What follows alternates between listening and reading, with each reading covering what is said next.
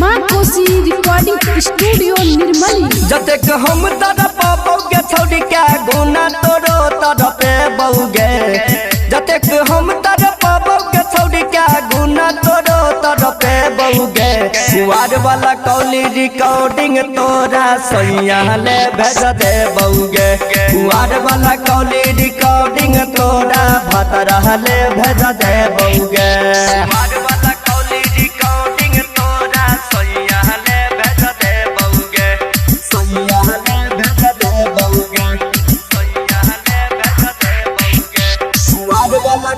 Recording तोरा सैया ले भेज दे बौगे, सैया ले भेज दे बौगे। माँ कोसी रिकॉर्डिंग स्टूडियो निर्मली। खिंचल फोटो सबके देखे बहू करी है चाहे कंप्लेन गे, पुलिस थाना दरोगा के कही है कहियो न मिलतो सुकून गे, कहियो न मिलतो सुकून गे। खिंचल फोटो सबके देखे बहू करी है चाहे कंप्लेन गे, पुलिस थाना दरोगा के कही है कहियो न मिलतो सुकून गे।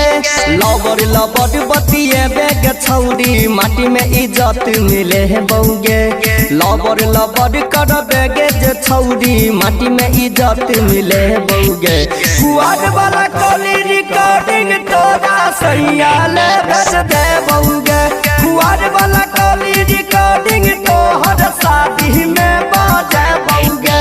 कुआर वाला कौली रिकॉर्डिंग तोरा सैया ले भेज दे बौगे, सैया ले भेज दे बौगे, सैया ले भेज दे बौगे। कुआर वाला कौली रिकॉर्डिंग तोरा सैया ले भेज दे बौगे, कुआर वाला कौली रिकॉर्डिंग तोरा सैया ले भेज दे बौगे। पंकज तिवारी से नैना लड़े लही तबो ने कुछो कहली औगे, चंचल बोके तू पागल बने लही धीरे से शादी रचलही गे, धीरे से शादी रचलही गे। पंकज तिवारी से नैना लड़े लही तबो ने कुछो कहली औगे, चंचल बोके तू पागल बने लही धीरे से शादी रचलही गे।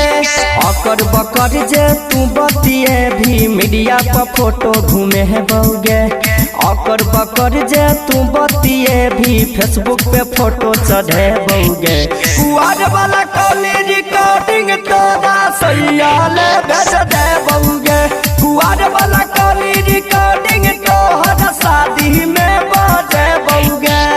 माँ कोसी रिकॉर्डिंग स्टूडियो